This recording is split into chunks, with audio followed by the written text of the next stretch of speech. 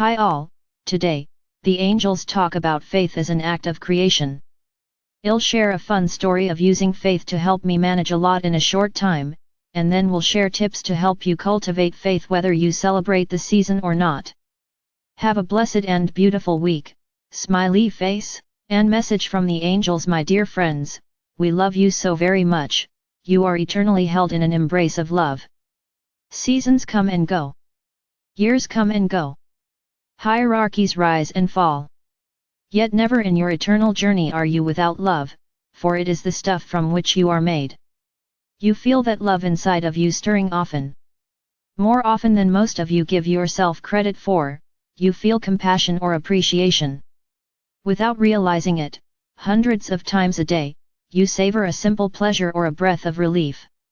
In every moment, love seeks to rise up within you and greet itself in countless different forms. You love these moments when the presence within you dances with the presence in another.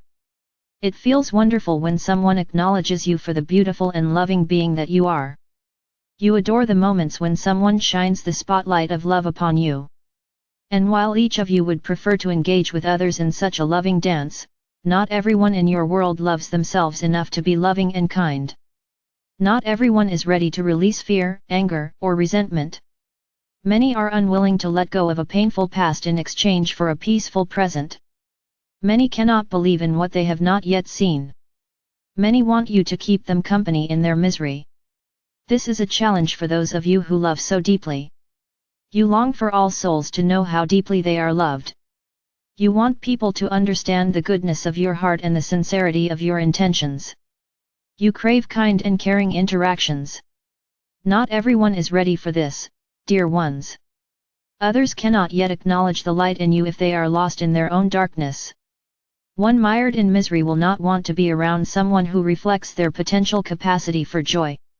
It is not your failure to love, dear friends, when others are unloving. It is not your failure to teach when others don't want to learn. It is not your failure to please when others are unpleasable. Everyone is responsible for their own vibration, and far too many of you beautiful, love-filled souls have taken it upon yourself to be responsible for the joy of others. You cannot. You are not the source of anyone's happiness or pain. You are a beacon, a light that shines upon their path. If they are ready for growth, they'll love you and want what you have to offer. If they are not, they will push you away. Believe in their light anyway. Whether you can see it or not, the light lives beneath all beings and all things, and holding your focus there instead of believing only what you see on the surface will keep you in the light regardless of what others choose. We know that it is often difficult to feel what you cannot see. It is much easier to tune into and feel what you are being shown through your physical senses. It is easy to believe in the rose you smell, the food you taste, and the behaviors you see and hear on your social media or television. It is easy to look at what your physical senses present and think that this is all there is to reality. However, there are so many things you do not see. There are places on your earth that would take your breath away. There are people giving in such loving ways you would call them saints. There are little children quietly sharing love and joy in their entire communities.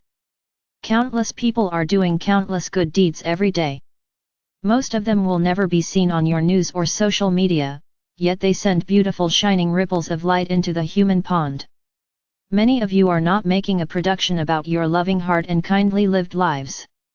Nonetheless, you are sending waves of goodness into the mass consciousness, waves far more important than you will understand on your earth. It often takes faith, a belief in things unseen, to find the love life has to offer. There is so much competition for your attention. Still, your heart always wants to turn to the light. Your heart always wants to find good and feel good.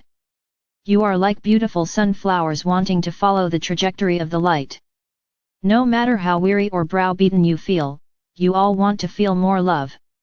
You all want the world to know your love. Have faith in the good.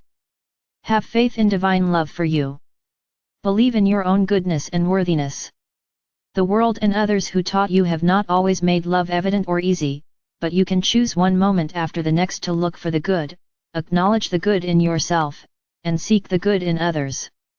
You deserve to feel good. You deserve to love yourself in this fashion. You deserve to expect good ahead, even if no one in front of you appears to be offering it at the time. If you want a delicious cookie, you must believe that the delicious cookie exists before you see it. You must believe in it even when someone hands you a terrible cookie. You must believe in it even while it is baking in an oven you do not know exists. If you have faith, your expectations will cause you to look forward to the cookie, talk about the cookie, and be open to having your delicious cookie delivered in some sort of magical way. If you do not have faith, you'll give up and miss the cookie when it comes, or eat the bad cookie and assume that's all you get. We use simple analogies, but in truth, it is your faith that creates. Your belief in something you cannot yet see holds a vibrational frequency that allows you to be guided straight to what you want. Your faith is not a passive thought but an active vibrational emanation that will draw unto what you seek. Challenge yourselves to be like a child during the holidays, anticipating what you cannot yet see.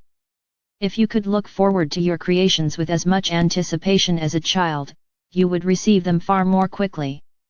And if that is too much of a stretch, sit with us and receive our love, for at the very least, we want to wrap you in this embrace.